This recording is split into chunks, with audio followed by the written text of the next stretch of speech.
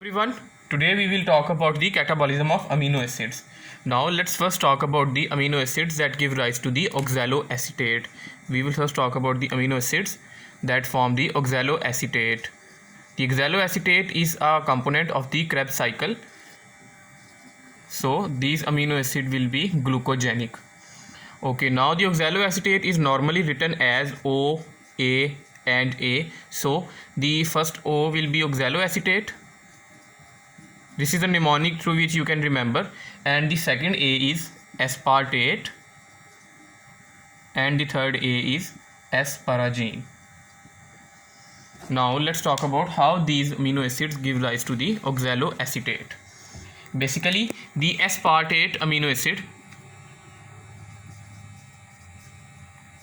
gives rise directly to the oxaloacetate, that it will be directly converted into the oxaloacetate.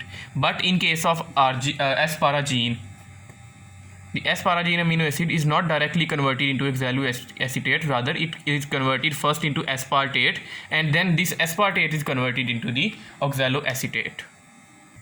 A clinical point that is related with this amino acid asparagine is that the cancer cells are highly dependent on the asparagine for their nutrients.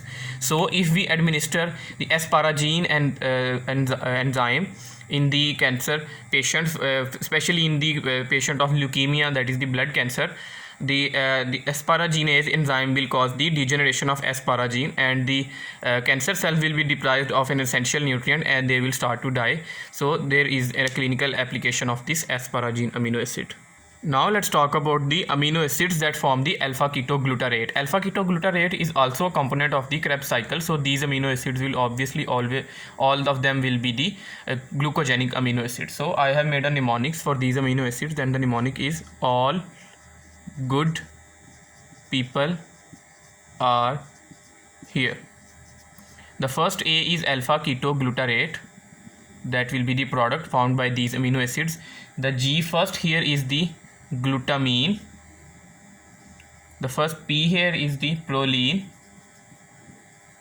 the AR is the arginine, and the H here is the only amino acid starting with H, that is the histidine. In this way you can remember these amino acids that form the alpha ketoglutarate.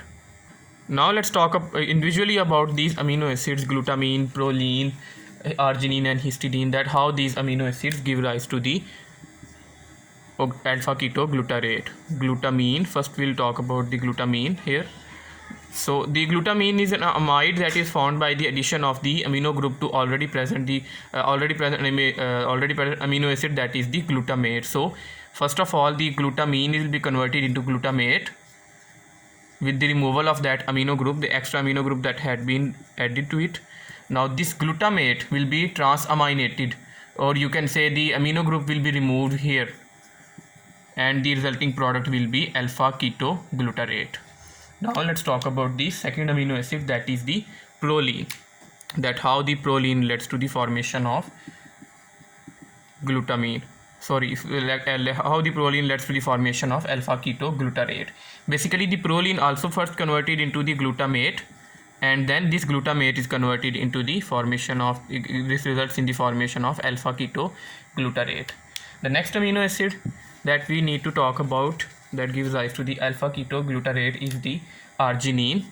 Now arginine, as you know, if you have seen my lecture on the urea cycle and if you have studied this urea cycle in your books, that arginine is the amino acid that ultimately breaks up into the urea and ornithine by the help of the enzyme called the arginase 1 that is present only in the liver. Now this arginine that has been broken down into ornithine, now this ornithine is converted into the alpha ketoglutarate. The arginine is not directly converted into alpha ketoglutarate unlike its two predecessors.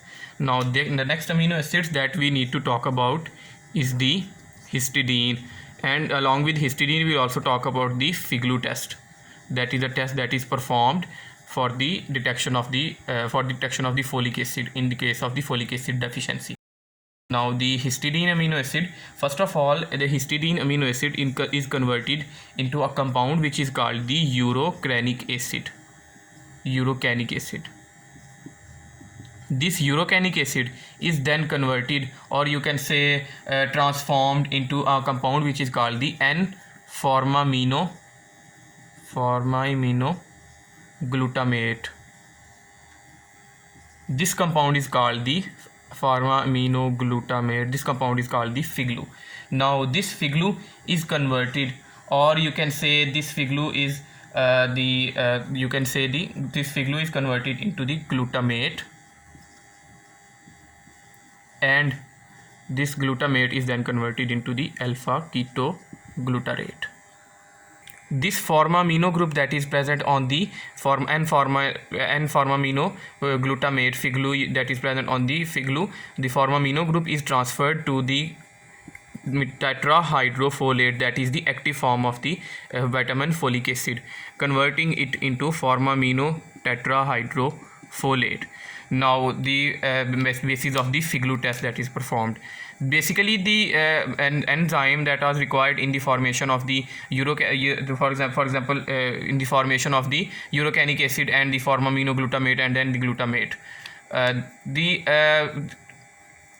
when these enzymes are deficient, or when the acceptor of the formamino group from the formamino-glutamate is absent, or that is the folic acid or the active form of the folic acid is absent. Now the FIGLU cannot be decomposed into the glutamate and ultimately into alpha ketoglutarate. So the FIGLU starts accumulating in the body fluids and it will present in the urine. So this is the basis of the FIGLU test, that is the FIGLU will be present in urine in case of the folic acid deficiency.